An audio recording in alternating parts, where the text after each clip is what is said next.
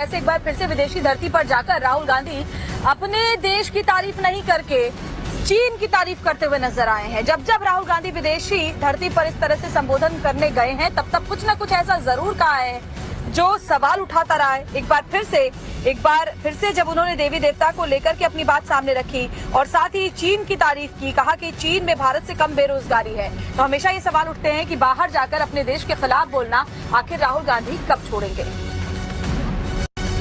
Not everywhere on the planet has an employment problem. Okay? The West has an employment problem. India has an employment problem. But there are many countries in the world that don't really. ये बड़ी खबर आपको बता रहे हैं। देवी का मतलब भी भगवान नहीं होता, देवता का मतलब भगवान नहीं होता। राहुल गांधी ने ये बयान दिया है। अमेरिका के 3 दिवसीय दौरे पर है राहुल गांधी अमेरिकी दौरे पर। इस दौरान राहुल गांधी टेक्सास के एक विश्वविद्यालय में छात्र समुदाय से मुखातिब हुए। Devta means in the term Devta. Do you know what it means? Yes. No. What? No, it doesn't mean God. The deity. No, it doesn't mean the deity. ये राहुल गांधी जब भी विदेश जाता है तभी अपने भारत की बुराई करता है। ये चीज़ पता नहीं कितनी बार साबित हो चुकी है और एक बार फिर पता नहीं, ये मतलब कभी कभी तो शक होता है कि ये भारत के मतलब क्या करना चाहता है भारत के लिए। इस बंदे ने कसम खा रखी है कि मैं पीएम बनूंगा नहीं, फिर भारत के लोगों को भी बसने नहीं दूंगा, उजाड़ के रहूँगा, भारत की बेइज्जती करूँगा पूरी दुनिया में। और वो तो तब कि जब भारत विश्व गुरु बनने जा रहा है। ऐसी एक भी चीज़ नहीं है जो विश्व में हो और जो भारत में ना हो। सब कुछ, इवन विदेश के जो बड़े बड़े नेता है वो भारत की तरफ देखते हैं। सबको पता है मोदी की कितनी रेस्पेक्ट है दुनिया में आज की डेट में। और उस टाइम पे, ऐसे टाइम पे राहुल गांधी विदेश में जाके अमेरिका में बैठ के उन लोगों के बीच में बैठ के जो पीओके को पाकिस्तान का हिस्सा बताते हैं, उन लोगों के बीच में बैठ के भारत को बोलता है कि भारत में अनएम्प्लॉयमेंट है, भारत में सेफ नहीं है, भारत का लोकतंत्र खतरे में, और चाइना की तारीफ़ करता है। तो मंद से मंद बुद्धि भी जिसमें थोड़ी बहुत सेंस होगी 5-10%, वो भी इस चीज़ को, वो भाई भी इस चीज़ को समझेगा कि राहुल गांधी कैसे व्यक्तित्व का आदमी है, कैसा राजनेता है, कैसी राजनीति करता है।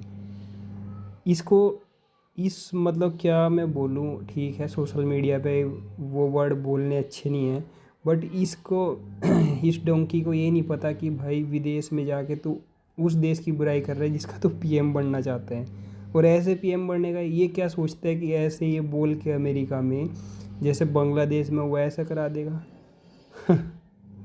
अरे राहुल गांधी जैसे डोंकीज को पता होना चाहिए कि ऐसा भारत के लिए सोचना भी उसके लिए बहुत गुनाह है। ठीक है, अगर ये लोग चाहते हैं कि जैसा बांग्लादेश में हो गया, वो विदेशी ताकतों ने आके वहाँ पे करवा दिया, ऐसा यहाँ पॉसिबल नहीं है। कोई राहुल को समझाए, ये इटली चले जाए, ये अपना डेरा टंटर उठा के यहाँ से वहाँ कर ले ऐसी अपनी गंदी पॉलिटिक्स, क्योंकि ये ज़्यादा मैक्सिमम इटली का ही बोलता है ये सारे वर्ड, मैक्सिमम फॉरेन कंट्रीज़ के फेवर में बोलता है, कभी अपने भारत के फेवर में तो बोलता ही नहीं। पता नहीं कुछ अकल के अंधों को इसका दिखता है, इसकी कमी नहीं दिखती, उनको इसकी खूबी दिखती है।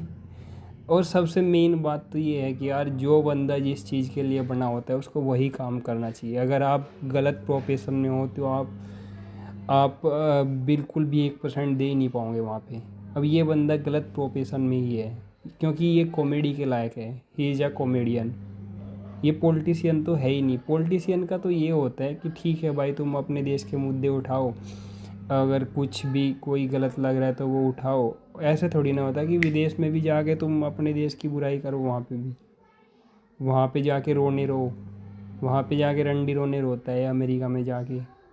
बताओ जी, क्या मतलब कैसा बंदा, कैसी राजनीति। और ऐसा ही केजरीवाल भी है। 2-3 लोग एक ही कैटेगरी के हैं, जो कि बहुत गलत है, भारत की राजनीति के लिए गलत है, भारत के लिए गलत है। बट इन लोगों को, ऐसे राजनेताओं को कोई फ़र्क नहीं पड़ता दुनिया भाड़ में जाए, भारत के लोग मरे, भारत के लोग कटे, 1984 जैसे दंगे हो, 1947 जैसे दंगे हो, 1990 जैसे नरसंहार हो कश्मीरी हिंदुओं के, इनको कोई मतलब नहीं, इनको बस गद्दी चाहिए इन एनी हाउ। किसी भी केस में इनको तो बस प्रधानमंत्री बन के बैठना है, ख़त्म। यही कहता है ना ख़त्म, बस यही ख़त्म है इनके लिए। इनको खटा खट बोलना हो, झूठ कुछ भी झूठ बुलवा लो, मतलब इनसे कितना ही बड़ा झूठ बुला लो, जनेऊ पहन लेगा, टोपी पहन लेगा, इफ्तार पार्टी भी कर लेगा, ये सब कुछ कर लेगा। इसकी दादी ने 1984 के दंगे भी करा दिए, सारा लॉ एंड ऑर्डर ताक पे रख दिया, सारा पूरे लोकतंत्र को इन्होंने गला घोट दिया था। और अभी से नहीं, ये 1946 से भी लोकतंत्र का गला घोटते आ रहे हैं और इल्ज़ाम दूसरों पे लगाते हैं। तो इनको कोई मतलब नहीं भाई, कोई इनको समझता है कि मेरी कांग्रेस, मेरा कुछ नहीं, ये किसी के नहीं है कांग्रेस। और कांग्रेस में कोई गलत नहीं है, कांग्रेस में सबसे ज़्यादा जो कलंक है ये नेहरू परिवार है, शुरुआत से ही है। मैं सच्चाई बोलता हूँ ये बात, ये आप खूब डिटेल में, अगर कोई बंदे को मेरी बात गलत लग रही है यहाँ पे, तो खूब डिटेल में जाके आप हिस्ट्री पढ़ो कांग्रेस की, आप हिस्ट्री पढ़ो कांग्रेस की। कांग्रेस में जो सबसे बड़ा जो कलंक है, जो गुनहगार है आज तक के इतिहास में, सारे दंगे और सारे जितने भी भारत देश के खिलाफ जो षड्यंत्र हुए, उन सब में जो रिस्पॉन्सिबल है वन एंड वन फैमिली है, ओनली नेहरू गांधी फैमिली। गांधी भी लगा देते हैं, नेहरू भी लगा देते हैं अपने आप के नाम के आगे, यही सबसे बड़े दोषी है, और कोई नहीं है। बाकी लोग कांग्रेस में बहुत सही भी है, ऐसी बात नहीं। अब ये जनता को देखना है कि क्या करना है क्या नहीं करना है, क्योंकि हर एक बंदा आज की डेट में सेंस रखता है अपनी, उसको पता है। तो अपने बस यही है कि अगर इंसान, हमारे भारत के लोग अगर अपने छोटे छोटे जो लालच है ना, उनके छोटे छोटे लालच है, मुझे पता है आप छोटे छोटे लालच की वजह से अपने लोकल कैंडिडेट से जुड़े होते हैं, लेकिन आज की डेट में यार हर इंसान अपना रोजी रोटी करके खा रहा है, कोई प्राइवेट कर रहा है, सरकारी कर रहा है, कोई नेता उसको देने नहीं आ रहा है। अगर उसको कुछ देने आ रहा है तो वो सम्मान है, जो देश का सम्मान होता है, वो सबसे मेन है आज की डेट में। तो क्या लोकल कैंडिडेट या ये वो क्या करेगा तुम्हारे लिए, कोई कुछ नहीं करता भाई। ठीक है, अगर चलो ठीक है, उनको भी सपोर्ट करो, बट मैक्स टू मैक्स हर एक इंसान को अपनी कॉमन सेंस यूज करनी है और सोचना है कि किस पार्टी को तुम्हें देश की गद्दी पे बैठाना है, किस पार्टी को मेजॉरिटी में लेके आना है।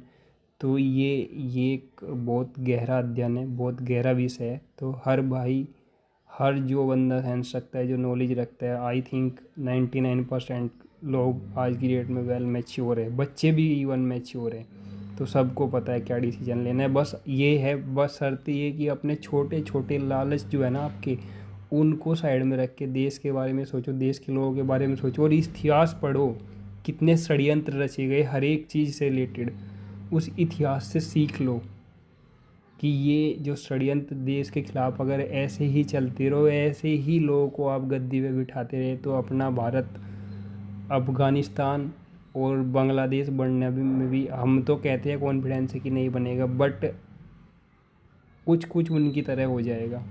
अब भाई पढ़े लिखे लोग हैं, मैच्योर बच्चे आज की डेट में, आप सोचो कि आपको 10, 20, 30, 50 साल बाद कैसा हिंदुस्तान चाहिए, आप अपने बच्चों को कैसा हिंदुस्तान दे के जाना चाहते हो, विकसित अमेरिका, जापान और बाकी ऐसी अच्छी कंट्री की तरह, या फिर ऐसे ही सड़ी गली सड़कें, सड़े गड़े लोग, गंदी सोच के लोग, कैसे मतलब कैसे राजनेता, कैसे लोगों को आप आगे लेके आना चाहते हो।